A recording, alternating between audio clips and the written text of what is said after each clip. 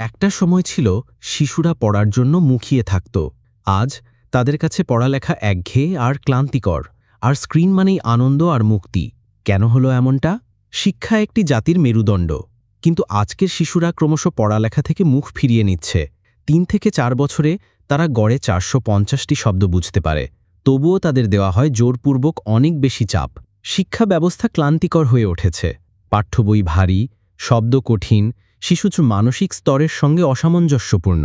পরীক্ষার চাপ, কোচিংয়ের চাপ আর খেলাধুলার সময়ের অভাব সব মিলিয়ে শিশুরা শেখার আনন্দ হারিয়ে ফেলেছে। উন্নত দেশগুলো শিশু শিক্ষাকে আনন্দময় এবং কার্যকর করতে নতুন নতুন পদ্ধতি গ্রহণ করেছে। মন্টেসরি পদ্ধতি ১৯০৭ সালে ড. মারিয়া মন্টেসরি উদ্ভাবন করেন এই পদ্ধতি। শিশুরা শেখে রঙিন ব্লক, জ্যামিতিক আকার ও বর্ণমালা দিয়ে, নিজস্ব গতিতে।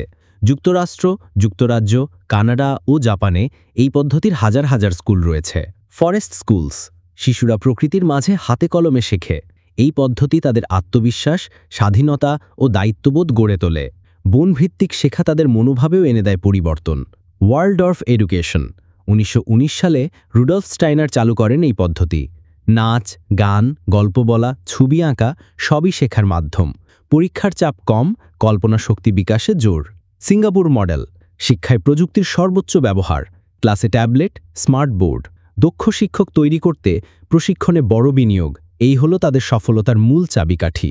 তবে এইসব উন্নত পদ্ধতির আড়ালে অনেক দেশ, বিশেষ করে কানাডা এবং ইউরোপে, শিশুদের শিক্ষার নামে LGBTQ মতবাদ ঢুকিয়ে দেওয়া হয়।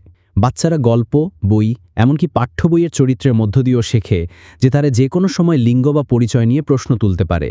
এই ধরনের বিষয় শিশুরা যখন ছোট তখন বোঝার মতো মানসিকভাবে প্রস্তুত থাকে না, ফলে তারা বিভ্রান্ত হয় এবং স্বাভাবিক বিকাশ বাধাগ্রস্ত হতে পারে। শিক্ষার নামে যদি শিশুদের মনে ভুল বার্তা ঢুকিয়ে দেওয়া হয়, তবে সে শিক্ষা ক্ষতির কারণ হয়ে দাঁড়াতে পারে।